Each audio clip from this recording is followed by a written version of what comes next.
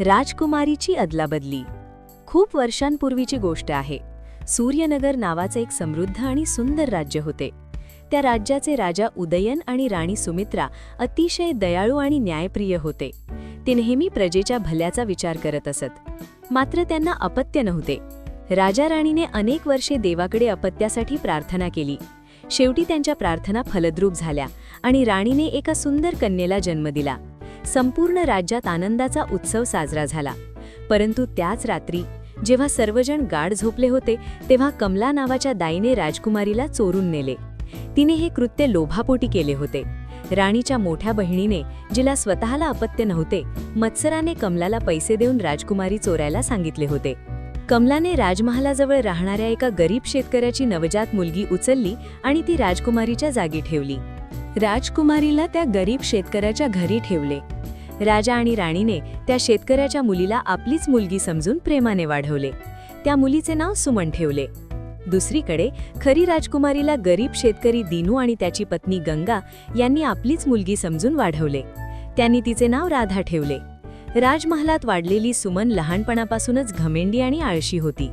तिला इतरांच्या दुःखाची जाणीव नव्हती. राजा राणीला याचे वाईट वाटायचे, पण ते विचार करत की काळानुसार ती सुधारेल. तर दुसरीकडे राधा गरिबीत वाढूनही चांगले संस्कार शिकली. ती मेहनती, प्रामाणिक आणि दयाळू होती. गावातील प्रत्येकाला ती मदत करत असे. काळ लोटला आणि दोन्ही मुली मोठ्या झाल्या. एके दिवशी सूर्यनगरवर शेजारच्या राज्यातील एक शक्तिशाली शत्रू राजाने आक्रमण केले. राजा उदयन वृद्ध असल्यामुळे युद्ध करू शकत नव्हते.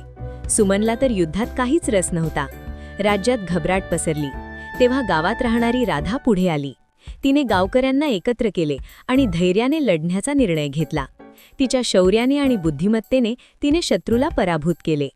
ही बातमी राजापर्यंत पोहोचली. राजा आणि राणीने राधाला महालात बोलावले. तिच्या वागणुकीत त्यांना काहीतरी वेगळे जाणवले. तिच्या गळ्यातील एक खास ओळखचिन्ह पाहून त्यांना संशय आला. चौकशी केल्यावर कमलाचे पाप उघड झाले. तिने सर्व सत्य कबूल केले. राजा राणींना खूप दुःख झाले, पण त्यांना त्यांची खरी मुलगी मिळाल्याचा आनंदही झाला. त्यांनी राधाला राजकुमारी म्हणून स्वीकारले. सुमनला तिच्या खऱ्या आईवडिलांकडे परत पाठवले. सुरुवातीला तिला खूप धक्का बसला, पण हळूहळू तिला कळले की ती घमेंडी आणि आळशी होती. त्यामुळे तिने आपला स्वभाव बदलला. राधा मात्र तिच्या दयाळूपणामुळे आणि शौर्यामुळे प्रजेची लाडकी राजकुमारी बनली. शिकवण: खरी संस्कार आणि गुण हे जन्मावर नाही, तर संगोपनावर अवलंबून असतात. प्रामाणिकपणा आणि मेहनत नेहमीच जिंकतात. लाईक करा, सबस्क्राईब करा आणि गोष्टींच्या दुनियेत सामील व्हा.